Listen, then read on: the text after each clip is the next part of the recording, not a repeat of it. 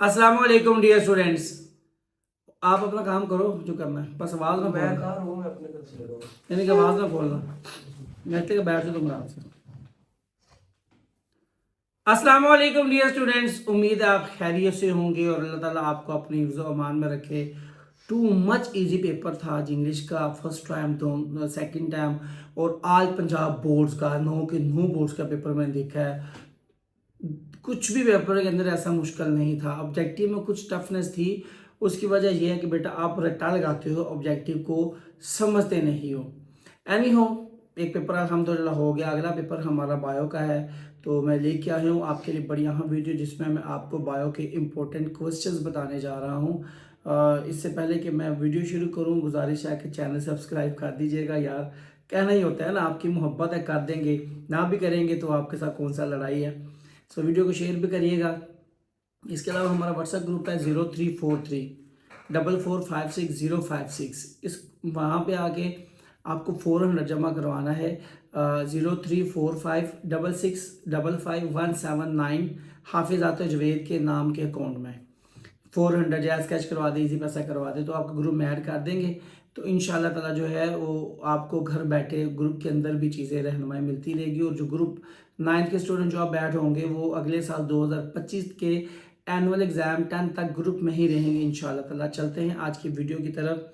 तो बायो के मैंने बताया था स्कीम के मुताबिक 4 यूनिट हमने करने हैं, 1 9 और 3 7। 1 के मैं आपसे शेयर करूं बेटा। तो 1 में से आपने करना है बेटा जी, बायोलॉजी की डिवीजन है, छोटा सा क्वेश्चन है, ये अक्सर आ जाता है, ये आप कर ले। बायोलॉजी की शाखें तो आपको आती ही होंगी। उसके बाद इसका तल्लक है relationship of biology to other sciences, biology का दूसरे अलूम से ताल्लुक़। इसी तरह कैरियर्स इन बायोलॉजी, बायोलॉजी से मुंसलिक पेशे। और यहाँ पे जो ऑर्गेनिजम्स के लेवल्स हैं वो बड़े इम्पोर्टेंट हैं। उनमें से आर्गन और आर्गन सिस्टम लेवल है, उसके बाद पॉपुलेशन और कम्युनिटी लेवल है। ये आप लोगों ने बेटा जी इसमें से यूनिट 1 में से करना है। उसके बाद में आ जाऊँ यूनिट नंबर 3 में। तो 3 ऑलमोस्ट पूरा यूनिट ही मच इम्पोर्टेंट है, फिर भी कुछ चीज़ें बताता हूँ।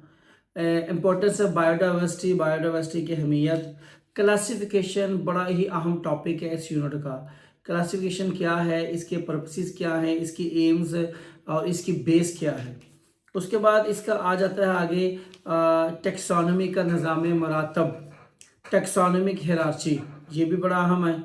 उसके बाद आ जाता है 5 किंगडम सिस्टम, वार्सिस का मकाम, बाइनोमियल नोमेनक्लेचर। और लास्ट पे क्वेश्चन है डिफॉरेस्टेशन के इफ़ेक्ट्स एंड कॉजेज़, जंगलात के कटाव के जो असरात हैं, जो वजूहात हैं, वो आपने बयान करनी है। मैंने गुजारिश की है, छोटा सा यूनिट है, इसके सारे क्वेश्चन मच इम्पोर्टेंट है। मैं आपको जो है ना रिटर्न फॉर्म में जो व्हाट्सएप ग्रुप में शेयर करूँगा ना, तो उसमें मैंने कुछ मेन बोल्ड भी किए हैं कि ये मच इम्पोर्टेंट है। उसके बाद हम यूनिट नंबर 4 में आ जाए बेटा।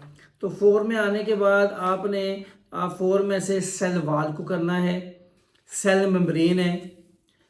उसके बाद आपने मेरे बेटों करना है ribosomes, mitochondria, Golgi apparatus, lysosomes.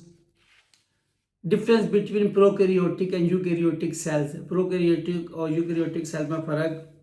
उसके बाद आपने इस यूनिट में से आ जाना है, लास्ट पे आना है आपने एंडोसाइटोसिस एंड एक्सोसाइटोसिस। और टिश्यू वाले टॉपिक में से आपने करनी है एपिथेलियल टिश्यू। और उसके बाद आपने करना है, अल्लाह आपका भला करे, तो यूनिट नंबर 4 में आपने कर लेना है बेटा जी मसल टिश्यू, कंपाउंड टिश्यू, ठीक है। और उसके बाद इस यूनिट में और कुछ भी नहीं आपने करना, ठीक है जी।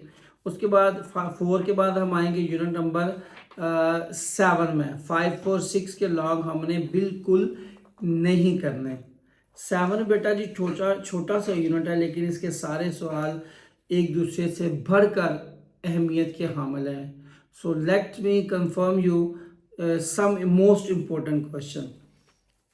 ATP the cell energy currency. Photosynthesis बड़ा अहम टॉपिक है स्टूडेंट का। फोटोसिंथेसिस आपको पूछा जा सकता है, या इसका मैकेनिज्म पूछा जा सकता है, या क्लोरोफिल और रोशनी का किरदार, role of chlorophyll and light, या फोटोसिंथेसिस में लिमिटिंग फैक्टर्स। यानी कि फोटोसिंथेसिस वाला टॉपिक जो है वो सारे का सारा इम्पोर्टेंट है। उसके बाद इसमें बेटा आ जाता है लाइट और डार्क रिएक्शन, ठीक है। उसके बाद बेटा जी आप लोगों ने आ जाना है, इसमें एंड पे आएंगे मेरे बेटों तो रेस्पिरेशन। रेस्पिरेशन में काफ़ी इंपॉर्टेंट है, इसमें एरोबिक एनारोबिक रेस्पिरेशन है, रेस्पिरेशन का मैकेनिज्म है, इसकी अहमियत है। और लास्ट पे एक छोटा सा टॉपिक है इलेक्ट्रॉन ट्रांसपोर्ट चेन और रेस्पिरेशन का एनर्जी बजट। मैं यूँ कहूँ कि 3-7 दोनों को आप कंप्लीट कर लें, that will be most suitable for every student, because इनके सारे सवाल आता हमें 3-7 छोटे से हैं तो मुकम्मल कर लेंगे तो मैं कहता हूँ वो मोजे ही मोजे आपकी होंगे इंशाअल्लाह ताला। फिर भी मैंने कुछ मस्ट इम्पोर्टेंट आपसे शेयर किए हैं। 7 के बाद हम आएंगे यूनिट नंबर 8 में। 8 में जब आप आएंगे तो इसमें आपका ये जो टेबल है न्यूट्रिएंट्स का किरदार, रोल ऑफ न्यूट्रिएंट्स, ये आपने करना है। उसके बाद फर्टिलाइज़र है, और उसके बाद आपने आगे आ जाना है वाइटामिन्स। इसमें एस्कॉर्बिक एसिड और विटामिन डी मच इम्पोर्टेंट है। उसके बाद आप आ जाएं मेरे बेटो डाइटरी फाइबर, छोटा सा टॉपिक है वो कर लें। उसके बाद मेल न्यूट्रिशन के इफ़ेक्ट्स, ये आपने करना है। मेल न्यूट्रिशन के रीजंस, ये आपने करना है। उसके बाद आप आ जाएं इस चैप्टर में स्टोमिक के अंदर जो डाइजेशन का अमल है इसको आपने पढ़ना है। उसके बाद स्मॉल और लार्ज इंटेस्टाइन, छोटी और बड़ी आंत। और इस यूनिट का सबसे मोस्ट फेवरेट और हार्ड फेवरेट क्वेश्चन लिवर का रोल, लिवर का किरदार। और लास्ट पे disorders of gut, alimentary canal की बीमारियां। उसके बाद आप आ जाएं यूनिट नंबर 9 में।